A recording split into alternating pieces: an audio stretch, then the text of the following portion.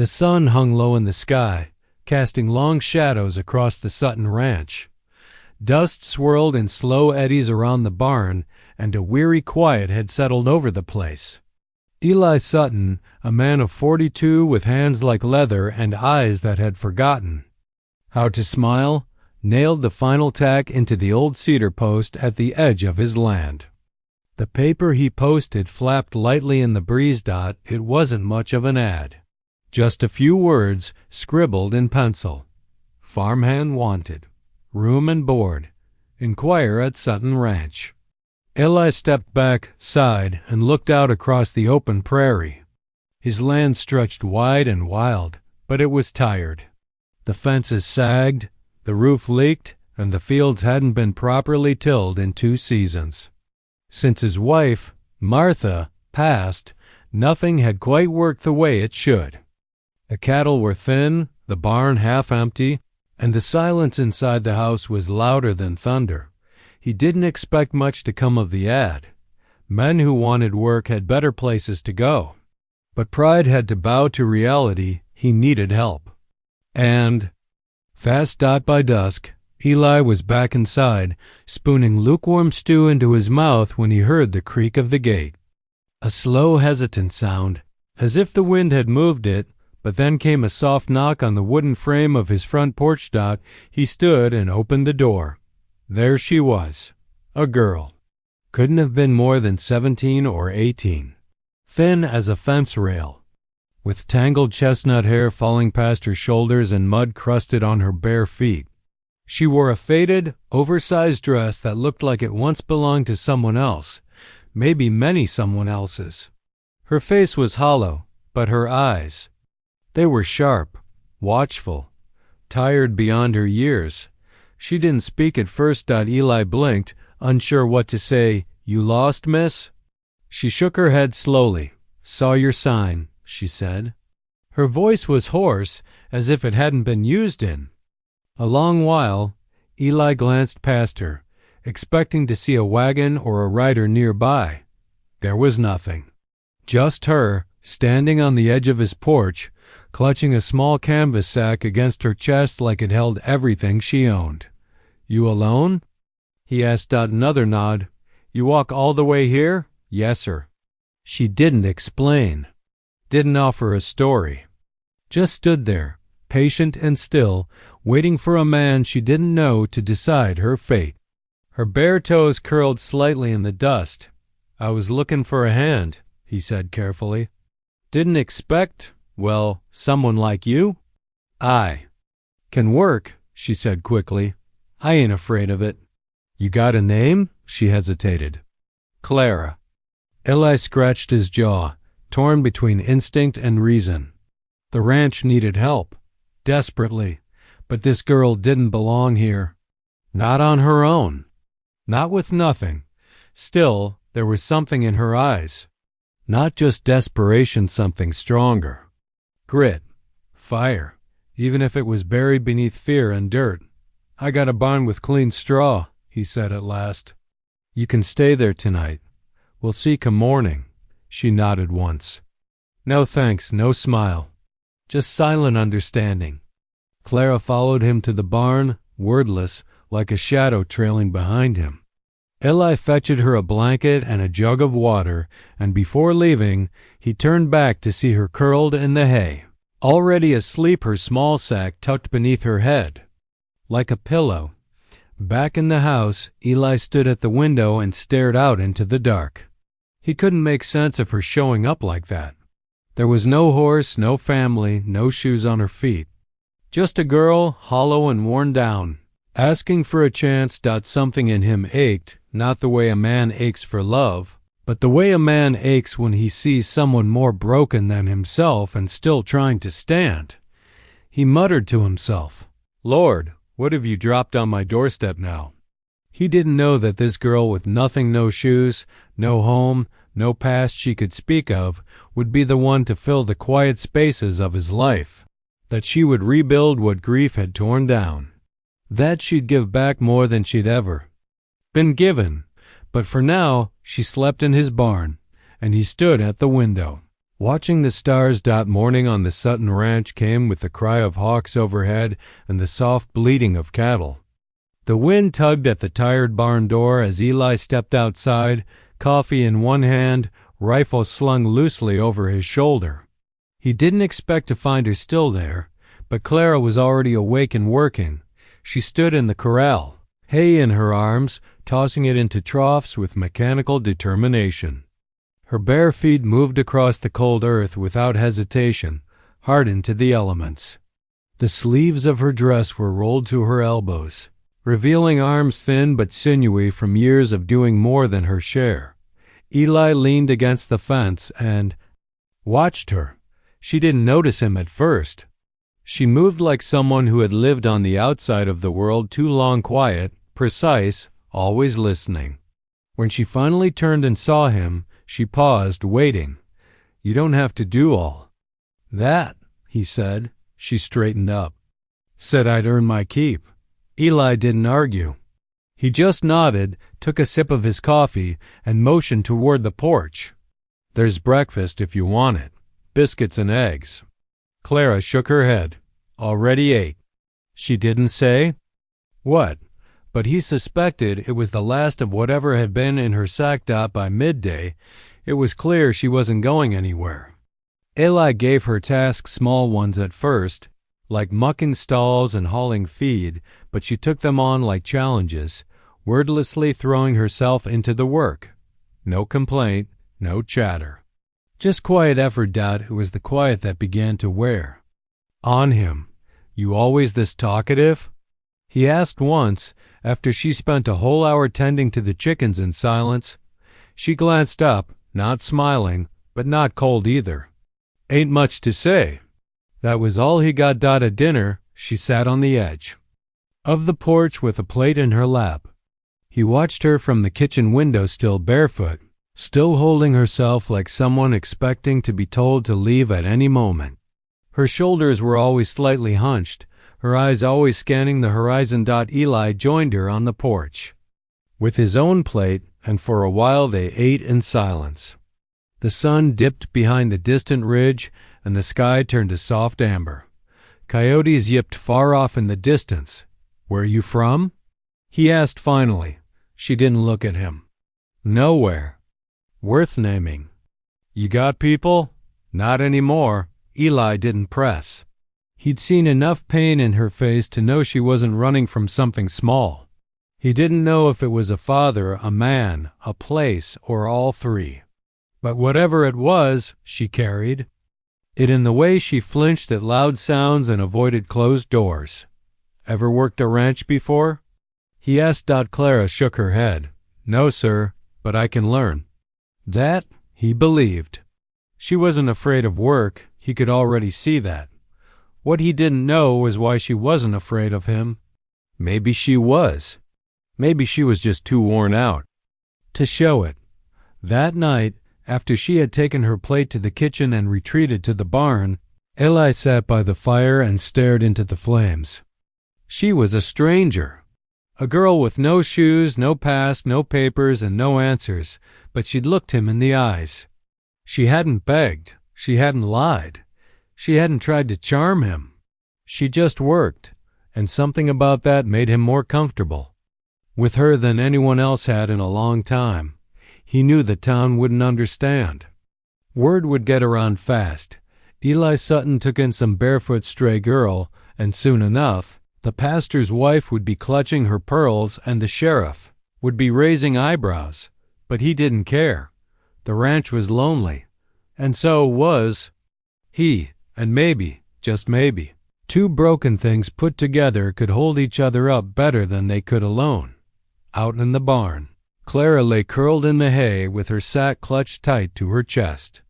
For the first time in months, her eyes closed without fear. No one had yelled at her. No one had locked a door. No one had tried to take anything from her. She didn't trust him yet, but something in her heart whispered, maybe she could. By the end of Clara's first full week on the ranch, Eli Sutton found himself adjusting to the silence, but not the kind that haunted the house after Martha died. This silence was steadier, purposeful. It was the silence of two people working, side by side without needing to fill the air with words. Clara had not only stayed, she'd carved a place for herself. No one told her what to do most days. At sunrise, she was already moving, feeding the chickens, carrying water, sweeping out the barn, gathering scattered tools from the last evening's work. Her hands were always busy, her bare feet always moving, and her face still unreadable. But Eli noticed the difference. She stood taller now. He gave her an old pair of boots he found in the shed, Martha's gardening boots, worn but still solid. Clara tried them on without a word. They were a size too big, but she stuffed rags in the toes and said, "They'll do." That was the most she'd spoken that day, and Eli counted it as a good one. The ranch responded to her effort. The cattle were looking healthier, the hens laying more, the grounds less overrun with weeds. And Eli, though he wouldn't admit it, felt lighter. Meals weren't eaten alone. The barn didn't feel like a graveyard. There was motion, energy, and though Clara never asked for more than work and food, she had given him something he hadn't felt in years: purpose. Still, she remained a mystery. Eli tried not to push, but questions circled in his mind. Where had she come from? How far had she walked? Who had hurt her? The signs were there, more visible the closer you looked. Faint scars along her wrists. The way she flinched when anyone spoke too loudly. The way her hand always hovered near her side, as if protecting herself even when no one was near. But Eli had seen pain before, and he knew that some wounds didn't want company. One evening, after a long day of repairing fence line, Eli sat on the porch with his shirt rolled up, sipping coffee. Clara emerged from the barn, brushing hay off her sleeves. She sat on the step below him, arms resting on her knees, looking out toward the setting sun. A breeze passed between them. She closed her eyes for a moment. "I used to watch sunsets like this from the back of a boxcar," she said quietly. Eli turned to look at her. It was the first time she'd spoken about anything personal. "Ran for a long time," she continued. "I don't even know where I was half the time. Just kept moving, hoping I'd find something that wasn't worse than what I left." He didn't ask what she left. He waited. She opened her eyes. "Your ranch. It's the first place I've been where the ground don't feel like it's moving under me." Eli felt something tighten in his chest. Not pity, he wouldn't dare, but something more like respect. "You've earned your place here," he said. "You don't owe me anything." Clara looked at him then, searching his face for a lie. Whatever she found there seemed to satisfy her, because she gave a small nod and turned her eyes back to the horizon. "I sleep better in the hay than I ever did in a bed," she whispered. "I got a guest room," Eli offered, trying not to sound too eager. "It's got a door that don't lock. You can take it if you want." Clara didn't answer right away. But the next morning, when Eli came down for breakfast, he found her sitting at the kitchen table with a plate of biscuits already set between them. She'd moved in without a word, and Eli smiled, not because the kitchen was cleaner or the chores were lighter, but because something had changed in the air. The girl who arrived with nothing now walked through his fields with boots on her feet and sun on her skin. She didn't belong to the wind anymore. She was rooted now in soil, in work, in something that looked like healing. She hadn't said it, but he could see it in her eyes. Clara was building a new life, and for the first time since he buried Martha. Eli felt like maybe he wasn't just surviving either. He was beginning again with someone who needed the ranch just as much as he did Dot. It didn't take long for the town to start talking Dot by the third week of Clara living on the Sutton ranch. The first whispers crept through the church pews and the general store aisles like wildfire in dry grass. Rumors didn't need proof. They only needed someone to carry them, and the folks in Granger Hollow were always eager to pick up a juicy story. She's too young to be there alone with him. Where'd she come from anyway? No family, no pastor's word, no shoes when she arrived. Eli Sutton might have finally gone soft in the head keeping a girl like that on his ranch. It didn't matter that Clara worked harder than any hired man ever had. It didn't matter that she kept to herself, never raised her voice, and went to bed before sundown. To them, she was a mystery, and in a small town, mystery often became scandal. Eli heard the murmurs. He felt the stares. He saw the way Miss Hargrove, the pastor's wife, pursed her lips when he and Clara walked into the feed store together. Clara had only come to help carry sacks of grain, but you'd have thought she'd walked in wearing sin itself. The worst came one Sunday morning. Eli rarely attended church anymore, not since Martha died, but he made the effort, figuring Clara might want a sense of normal. They sat in the back, quiet, not causing a stir. But midway through the service, the pastor paused. His eyes landed on Clara. Then he closed his Bible slowly and said, "Sometimes we open our homes and hearts to danger disguised as need." It wasn't subtle. And it wasn't lost on Clara. After the service, as folks poured out into the gravel lot, conversations hushed as they passed. Clara kept her head down, her face unreadable. Eli was furious. They rode back in silence, the wagon creaking beneath them. When they pulled into the yard, Clara hopped down and grabbed the feed sacks, walking straight toward the barn. "Clara," Eli called. She stopped but didn't turn. "You didn't do anything wrong." "I know," she said softly, still not facing him. "But it doesn't matter, does it?" He walked up beside her. "It matters to me." Now she looked at him. Her eyes were steady, but there was something else beneath, an old, familiar weariness. A girl who'd learned to expect cruelty. "You don't have to defend me," she said. "They'll talk no matter what. I ain't letting them run you off." "I've been run off before," she said. "Plenty of times. But this is different." Eli's brow furrowed. "How?" "Because here, I want to stay."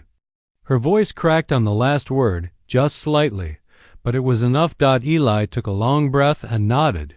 "Then you stay." Let him talk. That week, he started bringing Clara into town more.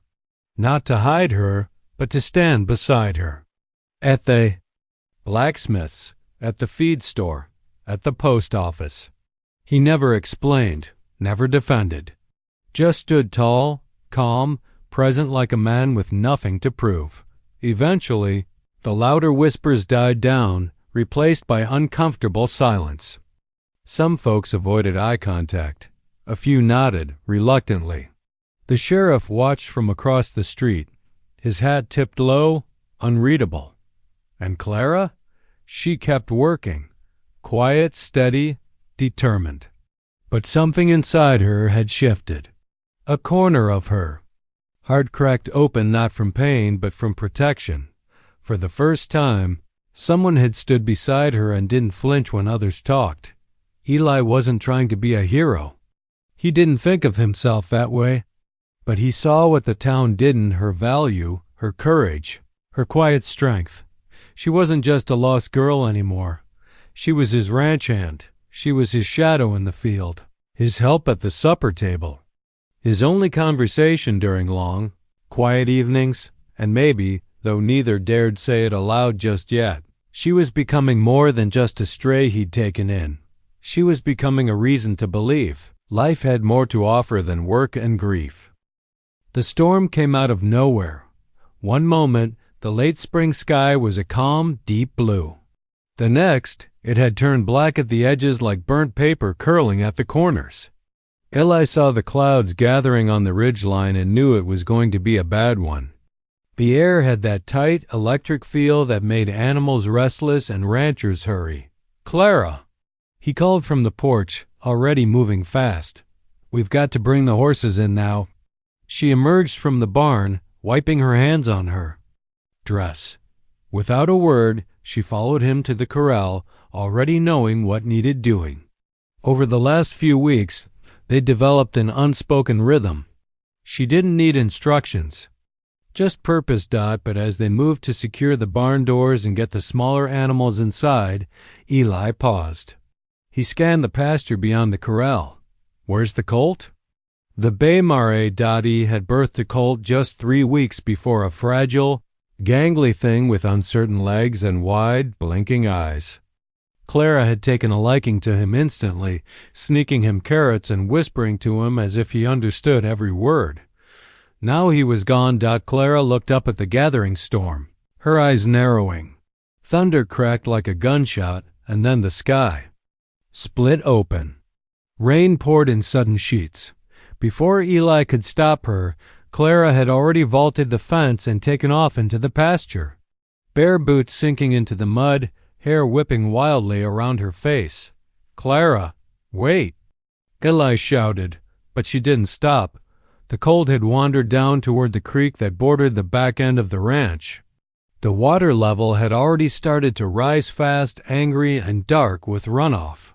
Clara reached the edge just in time to see the foal slipping and panicking in the mud near the water's edge. "Easy, baby," she whispered, inching closer on her hands and knees. "You've got to stand," lightning flashed. The colt shrieked. Eli arrived seconds later, soaked and panting. "Clara, don't!" But she had already lunged forward, wrapping her arms around the animal's slick neck and pushing with all her weight to steer him uphill. Mud sucked at her boots. Water surged around her calves. She lost her footing, slipped and disappeared under the current for one terrifying moment. "Clara!" Eli charged forward, half running, half sliding down the bank. He caught a glimpse of her arm above the water and grabbed it, yanking hard. She gasped as her head broke the surface, coughing, eyes wide with fear, but still clutching the colt's lead rope. Together, they dragged the foal out of the rising water and collapsed in the wet grass, rain pounding around them. Eli checked her, his hands trembling not just from adrenaline but from something deeper. Fear, not for the ranch. For her. "You fool girl," he said, his voice shaking. "You could have died." Clara sat up slowly, brushing wet hair from her face. So could he. Eli stared at her, mud-streaked, soaked to the bone, and shivering, but her voice was steady, not defiant. Just matter fact. Something about that moment hit him harder than the storm itself. She hadn't risked her life to prove anything.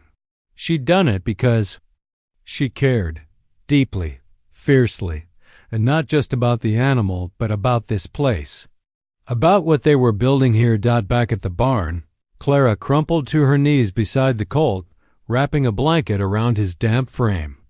Eli draped another over her shoulders, then sat beside her, their backs to the wall, breathing in silence as thunder echoed into the distance. "You didn't have to do that," he said quietly. "I know, but you did anyway." She turned to him, and for the first time there were tears in her eyes, not from fear, but from something softer, something like relief, or maybe belonging. "I've never had a place worth risking anything for before," she said. And just like that, Eli understood. She wasn't just surviving anymore. She was living for the first time in a long time. And he realized something else too. He wasn't just protecting her. She was saving him right back. The storm passed, but its memory lingered in the quiet afterward. The ranch wore a new kind of silence, not the heavy, broken kind, but one rich with meaning. Clara didn't talk about what happened down by the creek. She didn't mention the way Eli had pulled her from the water, nor the fear in his eyes. And Eli didn't push her to. But something between them had shifted, quietly, undeniably. She was still cautious, still quiet. But now, when she set the table in the evening or brushed down the horses at dusk, she moved with a small trace of ease, of comfort, of belonging. Eli noticed. But just as the ranch began to feel whole again, The outside world came knocking. It was a Wednesday when the letter arrived. Eli found it in the postbox on his way back from town, a neat white envelope with familiar handwriting. His late wife's sister, Margaret, a woman who'd always thought herself better than the land, the people, and certainly the man who had married her younger sister. He hadn't heard from her in years. So he opened it slowly, standing in the yard while Clara worked in the barn. Her words were sharp, cold, but wrapped in polite phrasing, as always. It's come to my attention that you've taken in a girl of uncertain background. While I'm sure your intentions are good, Eli, this is precisely the kind of thing that invites scandal. People talk. You've always been too soft-hearted for your own good. If you're overwhelmed, I could assist by taking the ranch off your hands, or by contacting the proper authorities to ensure the girl is placed where she can be properly supervised. Eli's hands clenched the letter. Properly supervised? He could read between the lines. Margaret didn't want to help.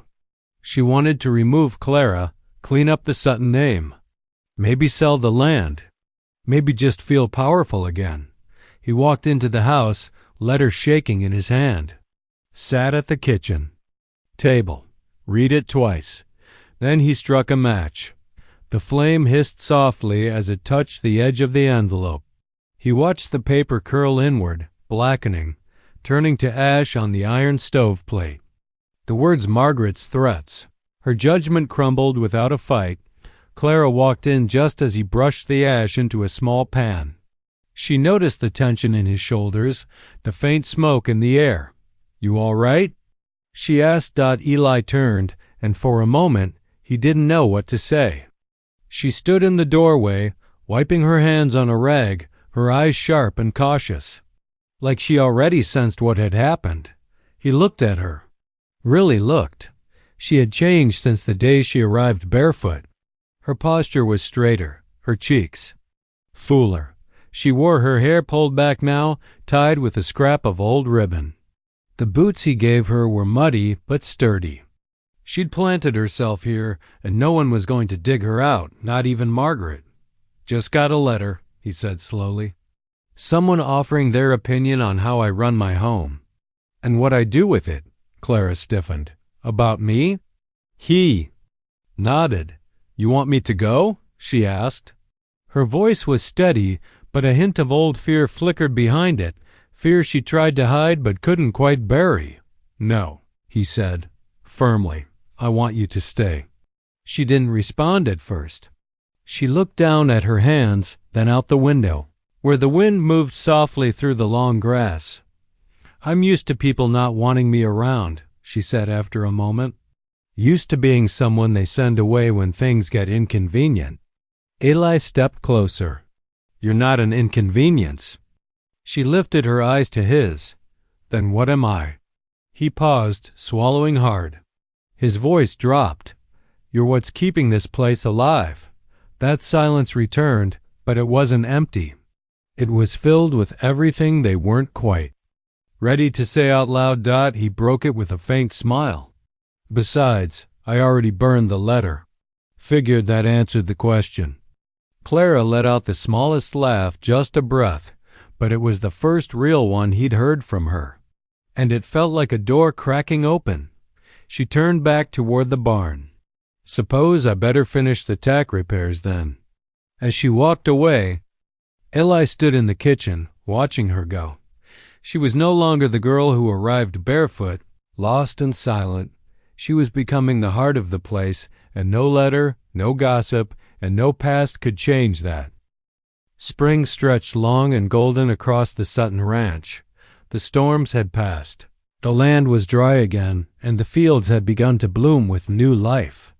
Days were filled with work, but not the bone-deep, soul-wearing kind that left you hollow. No, this was good work. The kind that made your body tired and your heart just a little bit full. Clara and Eli had fallen into a rhythm. Mornings started with coffee and quiet. Chores followed, often side by side, repairing gates, tending to calves, planting seed. They spoke little, but there was something between them now. A kind of understanding. Not quite love, not yet, but something that could very well become it. Clara had started humming as she worked. The first time he heard it, Eli froze mid-step. It was so soft he thought he imagined it. But there she was, brushing down the horses, barefoot again, her boots. Drying on the porch from a river mishap. Her voice wasn't strong or practiced, but it was alive. And Eli realized something startling. The ranch hadn't just changed her. She had changed the ranch. It no longer felt like a monument to what he'd lost. It felt like a place where something might be found. That night, with the animals fed and the sun sinking low, Clara lingered in the barn, rearranging the tack wall just to keep her hands busy. Eli appeared in the doorway, holding a small box wrapped in a red handkerchief. Raised a brow. "What's that?" He smiled a little. "Something I ain't pulled out in years." Inside the box was an old wind-up record player. Scratched, dusty, and clearly loved once long ago. "Martha used to make me dance with her right here in the barn," he said, looking around. "Said the animals made better chaperones than people ever did." Clara smiled softly at that, but something distant flickered in her eyes. She looked at the record player as if it were a relic from a world she wasn't sure she was allowed to belong to. Eli wound the crank and set the needle. A soft, crackling tune spilled out, something slow, something tender, the kind of melody made for quiet nights and hidden hearts. He extended a hand toward her. "May I?" Clara hesitated. She'd never danced before. Not once, she knew, because she'd never had anyone to dance with. Never been held without fear trailing close behind. "I don't know how," she said, voice barely above a whisper. "That's all right," Eli said. "Neither do I. Just follow my boots." She stared at his outstretched hand, then slowly placed hers in it. His palm was calloused. Hers was rough. Together, they felt like two pieces that weren't smooth, but somehow still fit. They moved. Clumsily at first. He stepped back, she stepped forward. They both laughed under their breath, awkward, breathless, unsure. But then, it clicked. The rhythm found them, or they found it. And soon, Clara wasn't watching their feet anymore, she was watching him. His kind eyes. The way he smiled with only half his mouth, like he didn't trust it entirely. And Eli. He saw her for what she really was. Not a lost girl, not a burden, not a mystery. She was becoming a woman, brave, kind, and strong in a way most folks didn't even recognize. The music spun on, rising and fading beneath the barn's creaking beams. Fireflies blinked in the open doorway. The scent of hay and old wood hung warm in the air. When the record ended, they didn't speak. Eli stepped back and gave her a small nod. "Thanks for the dance." Clara just looked at him for a long moment. Then, so quiet he almost missed it, she said, "Thank you for not asking me to leave." His chest tightened. "You're not someone I ever want to see walk away," he replied, voice rough. She didn't answer with words. Just a small, fragile smile that meant more than any sentence ever could. And that night, in the barn where ghosts once lingered, something new took root. Hope. Not the loud kind.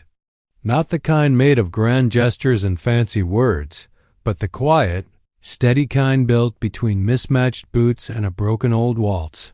The peace they had built day by day, step by cautious step, shattered the morning he arrived. It was a crisp morning, the kind where the wind carried the scent of fresh earth and spring promise. Clara was out feeding the hens when she heard hooves crunch on the gravel drive. Not Eli's. Not any of the neighbors. She turned, and her body froze. The man dismounted with a confidence that made her stomach turn. His boots were polished, his hat cocked just right, and his mustache trimmed with arrogance. He looked like he belonged in a courtroom, not on a ranch, but Clara knew that face. The deep-set eyes, the false charm, the voice she'd heard bark.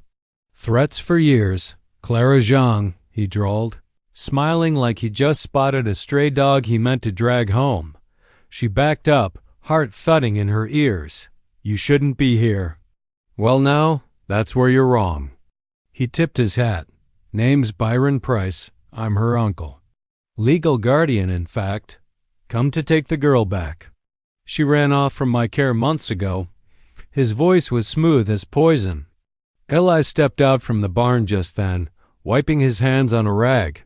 You know this man? He asked Clara, who couldn't speak. She just stared at the ground.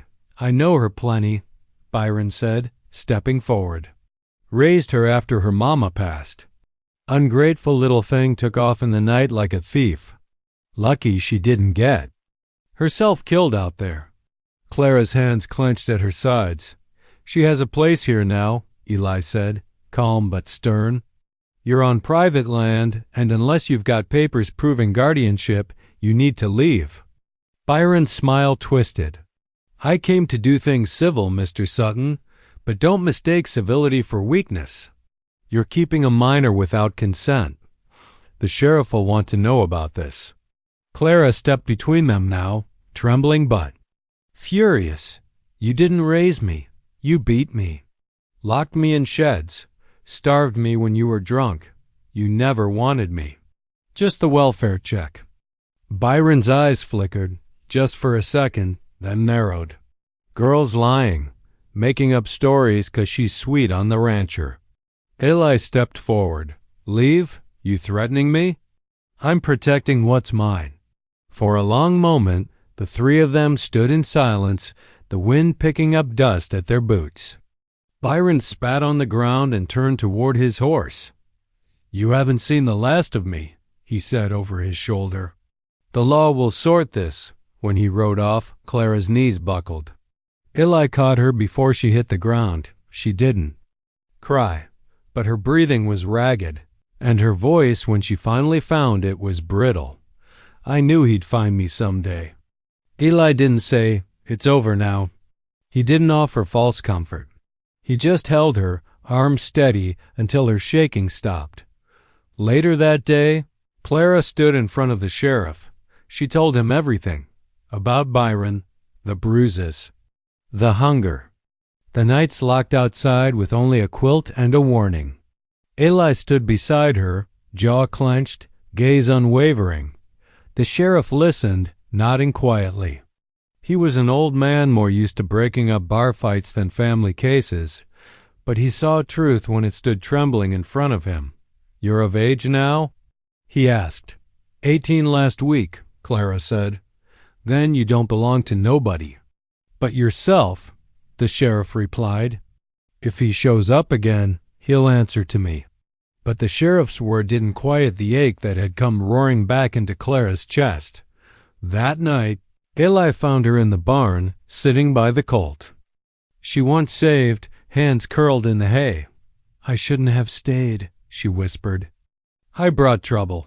You didn't bring anything but life back to this place, Eli said. And he's not your future. He's just noise trying to reach backward.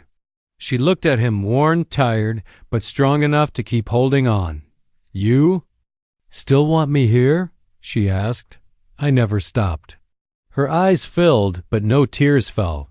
She was tired of crying, tired of running. But this time she wouldn't run. She'd stay and fight. The dust hadn't settled since Byron Price left the ranch, and neither had Clara's nerves. She rose earlier than usual, worked harder than ever, and said less than she had in weeks. Eli noticed. He let her be, but he kept watch. He didn't press her for feelings or memories. He just stayed close, steady as a fence post, always within reach. But in the town, the fire was spreading. Byron had done more than threaten. He'd stirred up gossip with carefully crafted lies. Told the townsfolk Clara was unstable, that Eli had taken her in under suspicious circumstances, that a girl like her could twist a good man's head. And some people eager for drama believed him. One morning, as Eli hitched the wagon for supplies, the sheriff rode in. Morning, he said. Nodding stiffly. Eli could tell something was wrong. Byron filed formal complaint. The sheriff sighed. He's asking the judge to open an inquiry, guardianship, custody, character witness statements. You'll both be expected to come before the circuit judge next week. Eli's face hardened. So he's dragging her through court now? I'm just giving you the facts, not the verdict. That night, Eli told Clara everything. She didn't flinch. If I go back, she said quietly, he'll win. Maybe not in court, but he'll win in me, because I'll stop trying. I'll stop believing people like you exist. Eli reached across the table, laid his hand over hers. Then, we fight together. But Clara had been fighting her whole life. What she didn't expect, what stunned her, was that someone would choose to fight for her. 2 days before the hearing, they rode into town for supplies. The general store went silent when they entered. Women glanced away.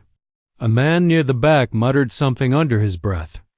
Clara kept her chin high, her spine straight. She'd survived beatings.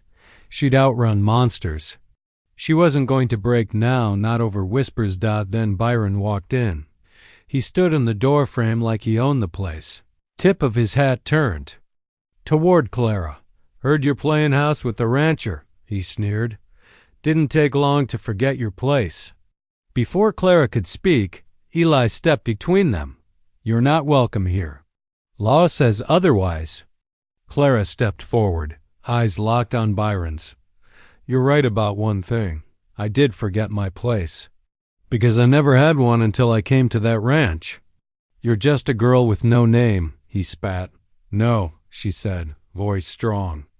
Now, I'm Clara Sutton, and I'm not going back with you. The store went dead quiet. People were watching, listening. And for the first time, Clara realized something. If she stood tall, others might stand beside her. Eli took her hand, not like a claim, but like a promise. Then, in front of everyone, he turned to her and said, There's one way to end this now. Her eyes met his. You sure? Never been more. He dropped to one knee, not with fanfare, not with a ring. Just a man offering his life to a woman who saved him by simply staying. Marry me, he said. Not to protect you, not to silence the town, but because I can't imagine the ranch without you. Because I want to build the rest of my life with the girl who showed up barefoot and never once asked for anything. Clara looked around. The whispers had stopped. The air was holding its breath. She could say no. She could walk away. She had that right now, but she didn't. She nodded slowly with tears threatening but a smile rising. Yes, she said. Yes, I'll marry you. Byron's face twisted with rage. But even he knew now there was no court in the county that could undo what just happened. He turned and walked out. And this time, Clara didn't watch him go. She looked only at Eli. And in that dusty store, surrounded by the very people who had doubted her, she made a choice to stop surviving and start living. Summer arrived with golden fields and skies that stretched forever. The wedding was small. Just the pastor, the sheriff as witness, and a few quiet neighbors who'd come to see if the rumors were true.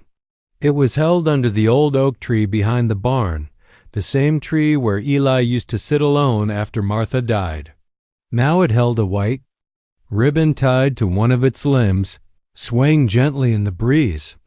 Clara wore a plain cream dress stitched by the pastor's wife, no lace, no veil, but it fit her like it had waited for her all her life. Her hands were still calloused, her boots worn soft, but her smile was something entirely new. Eli didn't wear a suit, just his cleanest shirt, a vest, and the only tie he owned, which hung a little crooked but felt just right. When they said their vows, it wasn't with flowery words or promises they couldn't keep. Eli simply said, You gave me back my life. And Clara answered, You gave me a reason to stay. No one clapped when it ended. There were no violins, no fancy speeches.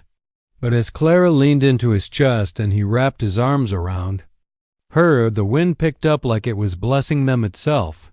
They signed the marriage certificate on the porch, and later that night sat under the stars sharing coffee and peach pie from a tin plate. "I never thought I'd be a wife," Clara whispered. "Didn't think I'd live long enough." "You're not just a wife," Eli said. "You're the heart of this place." And she was. Since she'd arrived barefoot and silent, everything had changed. Not just the ranch, but Eli. The walls inside him, once built high by grief, had started to fall. He laughed now, quiet but real. He kept a fresh jar of wildflowers on the kitchen table, even though he never used to.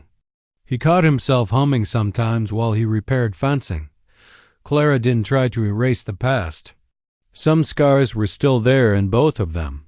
She still woke up from bad dreams now and then. Still had days where silence was her only shield. But now she had someone to hold her hand through the silence. Someone to keep the nightmares at bay. The town, too, had softened Dot at first. People whispered behind hands. But as weeks passed and folks saw how the ranch flourished, how Clara helped old Mrs. Wilson with her garden, or stitched patches for the school kids' clothes, or calmed a spooked horse with nothing but a whisper, they started to see her differently. Not as a mystery, but as one of their own. She even started going to church, not because anyone expected her to, but because she wanted to. And when she stood in the pew beside Eli, her shoulders were no longer hunched. Her eyes no longer scanned the door. She was home. One evening, as the sun dipped low, Clara sat beside the fence with her arms around a new orphaned calf. Eli leaned against the post nearby, watching her quietly. "You think folks like us deserve this?" she asked, not looking at him. He was quiet for a moment, then said, "I think we earned it. Every scar, every step, every lonely night, we walked through all that just to get here." She turned to him, eyes soft. "I never thought I'd be someone who got to stay, but now—" "You don't have to run ever again," he said. "This land, this house, this life, it's yours." That night, they fell asleep with the windows open, the wind carrying the scent of wildflowers into the room, and somewhere in the dark, Clara whispered the words she never thought she'd say, "I'm not afraid anymore." Because she wasn't. She was the girl who arrived with nothing but broken solace and a stubborn will to survive. Now she was a woman with a name, a home, a man who loved her without question, and a future that stretched as wide as the western sky. She came with empty hands, but she gave him everything.